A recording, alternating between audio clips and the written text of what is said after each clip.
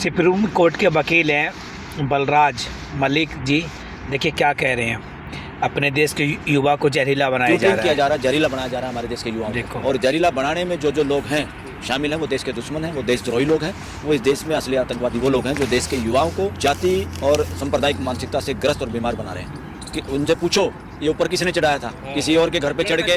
वो कोई पाकिस्तान का झंडा थोड़ा था। अगर किसी ने तुम धार्मिक चिन्ह का सांप्रदायिक चिन्ह लगा सकते हो तो दूसरे को कैसे रोक पाओगे? और उसको चढ़ाया किसी ने वहाँ उतारने के लिए, उसको गिराना, किसी के घर पे चढ़ना और उसको इंस्टिगेट करना, तो फिर क्या? इससे साफ जाहिर है इसके पीछे प्रशासन खुद है, इसके पीछे सरकार खुद है और इसके पीछे असली आतंकवादी, असली देशद्रोही लोग वही हैं जो प्रशासन के रूप में, जिनकी न्यायिक व्यवस्था, लॉ एंड ऑर्डर की जिम्मेवारी होती है और वो तमाशा देखते हैं। ये कौन सी धार्मिक यात्राएं हैं? ये तो गुंडागर्दी की यात्राएं हैं, ये देशद्रोही यात्राएं हैं, ये अमानवीय यात्राएं हैं। इनको धार्मिक यात्राएं नहीं कह सकते। चाहे वो हिंदू करे, मुसलमान करे, सिख करे, ईसाई करे, ये कोई यात्रा नहीं है। इस देश में इन यात्राओं का भी इलाज करना पड़ेगा, जिससे हमारे देश के लोग, वो बेकसूर लोग, बेवकत कोई मारा जाता है, किसी का जला जाता है, दुकान जलाई जाती है, ये नॉनसेंस करने का मौका इस देश में छीनना पड़ेगा। इस तरह के ड्रामेबाजी धर्म के नाम पे जो कर रहे हैं, मैं कह रहा हूँ सांप्रदायिक लोग हैं, ये धार्मिक लोग हैं ही नहीं। ऐसे जनप्रतिनिधि जो जातिवाद या सांप्रदायिकवाद फैला के वोट लेना चाहते हैं और पार्लियामेंट या विधानसभा में जाना चाहते हैं, मैं कहता हूँ देश के गद्दार लोग हैं टोटली।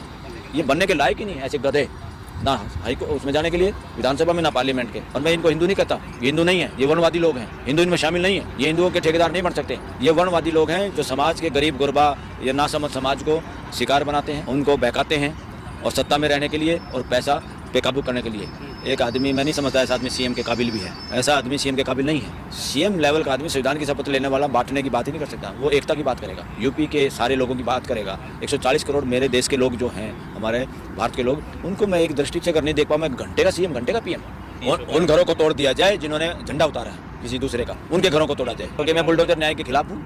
हाँ, वरना अगर बुलडोजर न्याय ही इस देश की सुप्रीम कोर्ट भी अगर स्वीकार करती है तो सबसे पहले उनके यहाँ चला जाए, जिस उन पुलिसकर्मियों का घर तोड़ना चाहिए जिनकी सुरक्षा में कोई आदमी मारा गया। जबरदस्ती किसी के घर में घुसते हो, किसी को कमजोर समझते हो संख्या के आधार पर, ये नॉनसेंस नहीं चल सकती।